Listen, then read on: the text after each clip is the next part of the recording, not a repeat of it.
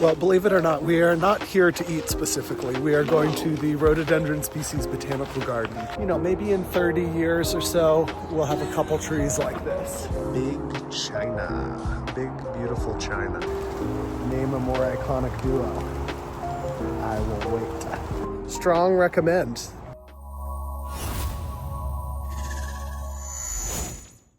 My favorite things to do this time of year is to eat these soft, fresh leaves, because the rest of the time they're crispy and spiky. They taste so good. What do they taste like?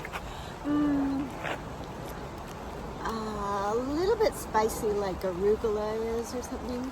So it's a green, but has lemony spicy. Tastes citrus to me. Yeah, lemony. I really want to eat them because all year I look for them to get this way, and I guess I better not.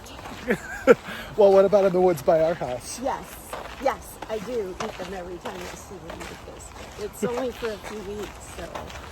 Well, believe it or not, we are not here to eat specifically. We are going to the Rhododendron Species Botanical Garden in Federal Way, Washington. If all the guests ate them, they wouldn't have any guests. That's right. And what would the deer eat?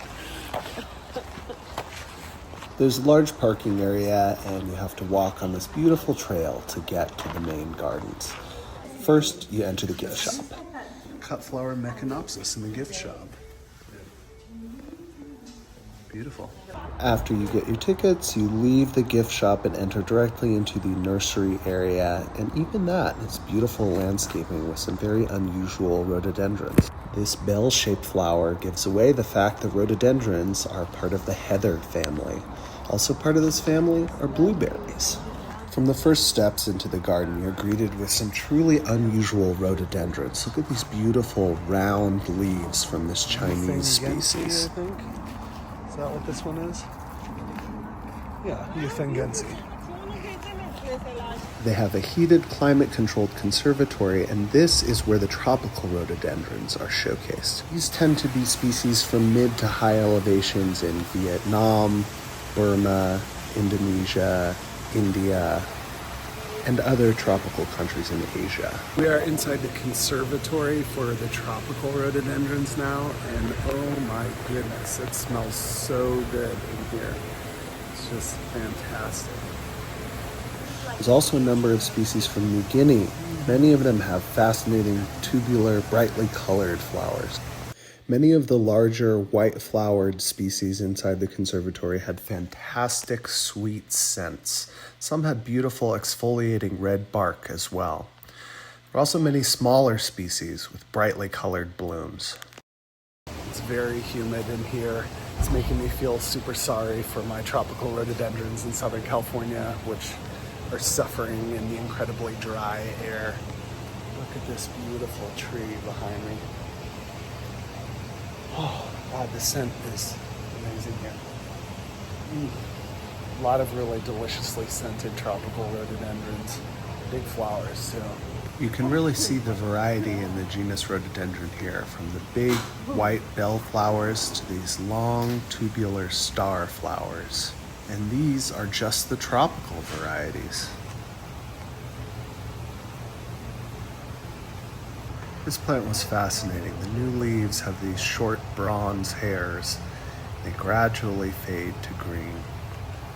The inside of the conservatory is beautifully landscaped, including some large, very heavy basalt columns sunken into the earth, and the wonderful masonry pathway. It's not just rhododendrons in there, there's also some beautiful gesneriads.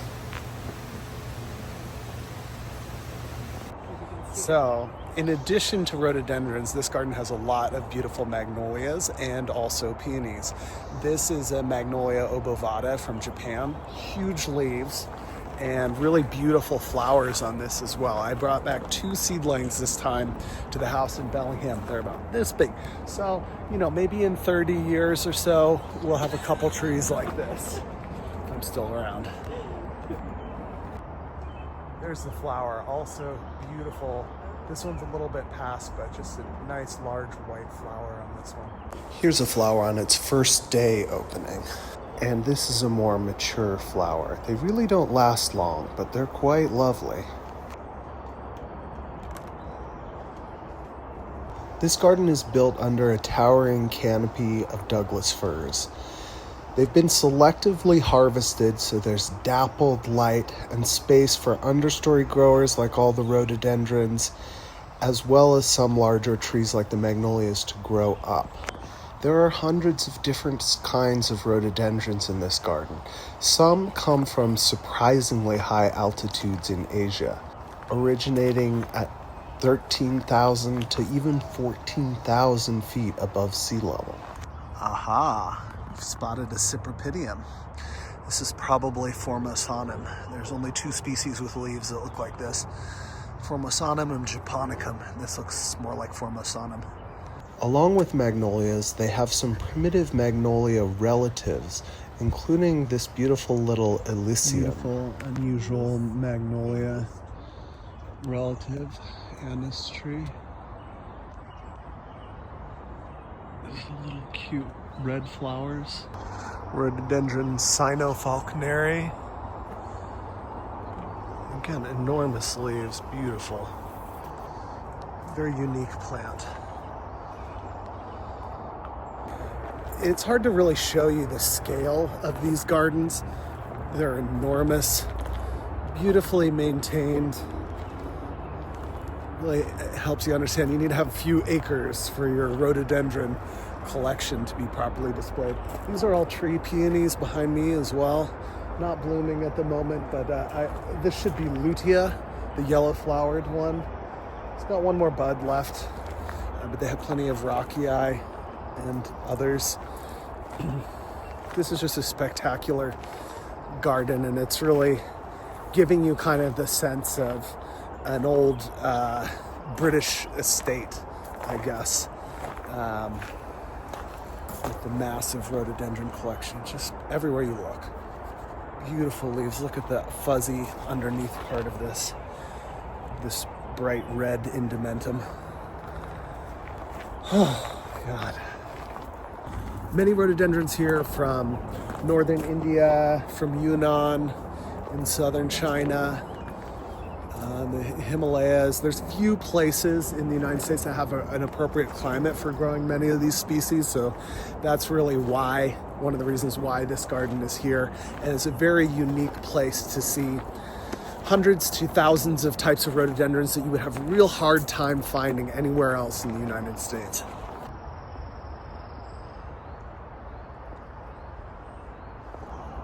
Nice clump of giant mayaples, podophyllum. Unusual flowers hanging here below.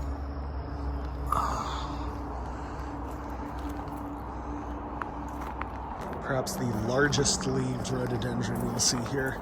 This is Sino Grande, Big China. It's very Donald Trump. Big China. Big, beautiful China. Incredible. Sino Grande.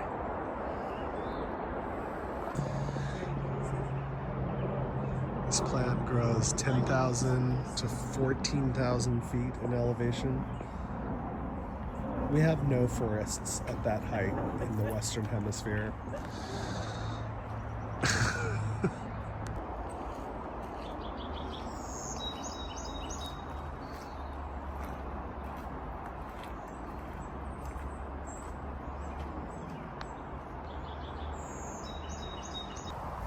Beautiful Candelabra primula prolifera. So bright yellow. Here we are coming into the Meconopsis meadow. Beautiful blue Himalayan poppies. Closely related to those nice yellow ones I was looking at way up in the mountains in China recently. Oh, that color is amazing. Very unique. Always love to see these. They're quite difficult to grow. Not many people grow them in the United States. They're just difficult to get started, difficult to keep alive. Cardiocrinum, the giant Himalayan lily. Just a little bit ahead of the ones in Sichuan who are budding, but not quite at this stage yet. Look at that monster. It's gonna flower once and die. Really nice pink primula. Oh yeah. Ooh, look at this. Suffused with purple here. Wow. Gotta love that. Really, really beautiful.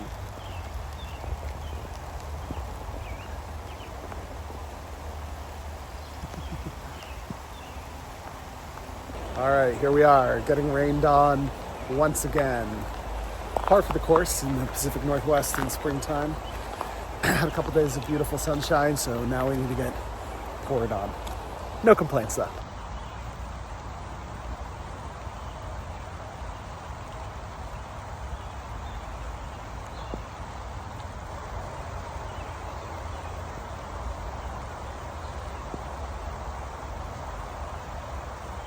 This is another nice magnolia specimen in the garden, Magnolia macrophylla, the largest leafed temperate tree in North America. This can give you a little sense of the scale of these big leaves. I fear there must have been some mishap where someone tried to walk on this. Wow, first class, beautiful Japanese maple. The structure of this tree, the leaves, the beautiful coverage with moss, unbelievable. This is full Land Before Time tree star paradise. I am blown away right now. It's just everything about this is an incredible specimen.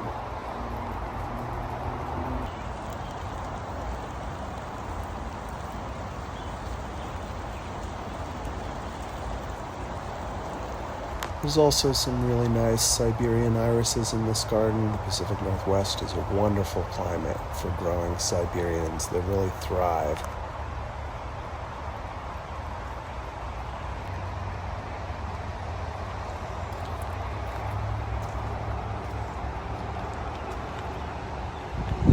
This is another grouping of the beautiful giant Himalayan lilies, Cardiocrinum giganteum.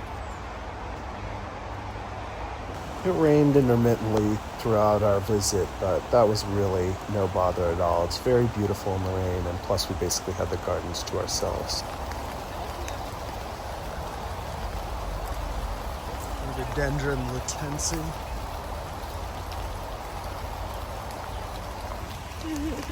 That is wild. Never seen anything like this.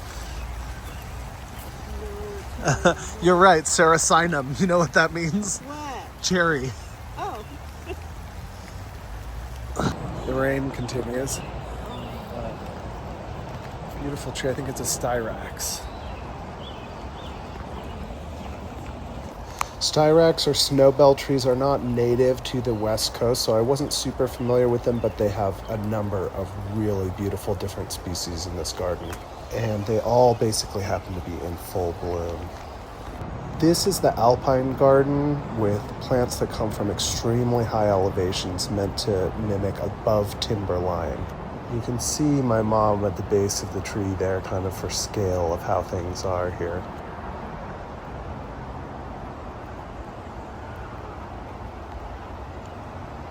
This is quite an unusual lily species. You don't see it that often. In my experience, it's quite difficult to grow, even in the Pacific Northwest, which is maybe the most suitable area of the country for it.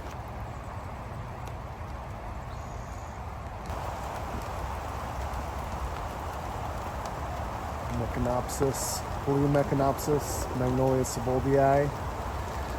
Name a more iconic duo. I will wait. Here's another one. Crazy. Stunning.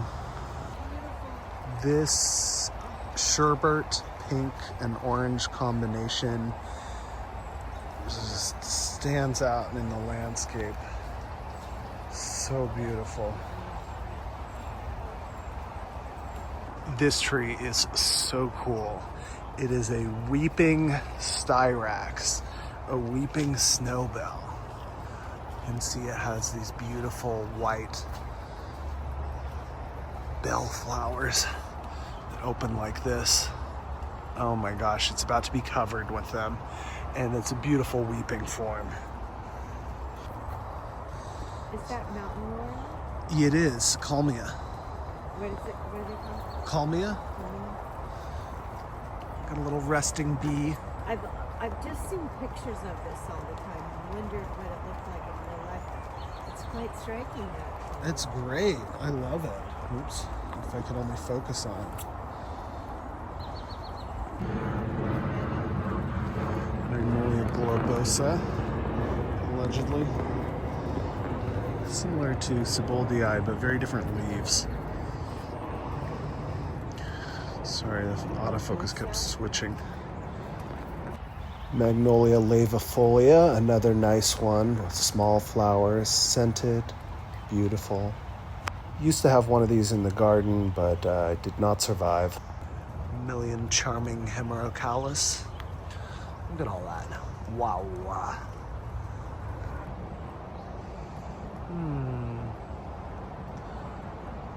This is another shot where you can see the sort of grandeur of the massive Douglas firs that provide the canopy in this garden. This is something I really love. It is a larch tree, a deciduous conifer. These provide a significant amount of cover in high elevation forests in China. Oh my goodness, heavenly scent over here. Oh, so strong. My God. Very cool lilac species that I have not seen before. Wonderful scent to it. Traveled all the way to China, did not see any peony blooming. However, got 2 flowers left. The Rhododendron Species Botanical Garden. Oh my God, these are so beautiful. It's growing in a rock wall, and a crack in the rock wall. These are just gorgeous. Wow. Oh, another amazing rock wall. Ferns, sedum, this lovely penstemon, Magnolias. They are crushing it here. So beautiful. I want to live in this garden. All right, our time is up. We are leaving the gardens because they are closed. And now, would you look at that? The sun has come out. So, it's a bit of a mixed bag with the weather, but that's okay. Wonderful place to visit. Seems like April to early May might be an incredible time to see a lot of different rhododendrons blooming. And magnolias would be at the beginning of that window too, beginning of April. So we'll definitely be back. Today wasn't bad. No, it was incredible. In fact, top #1 place for tree forest bathing. That's what I'm trying to say. Yes, incredible forest bathing opportunities to be had. Oh, Stewardia. Right here? Yeah, that's a big Stewardia. Very nice one. In any case, strong recommend the Rhododendron Species Botanical Garden. There's also the Pacific Bonsai Museum is attached. They have beautiful displays of different bonsais. We didn't go because we were focused on rhododendrons today, but I have been there before. And if you are into bonsai, it's a really cool thing to check out. So if you're ever flying into Seattle, have some time to kill around SeaTac, this is nearby. Highly, highly recommended. You do probably need at least 2-3 hours to fully explore the gardens to their potential. You could spend all day there, but at least 2 hours. You've kind of got a labyrinthine paths, lots to explore.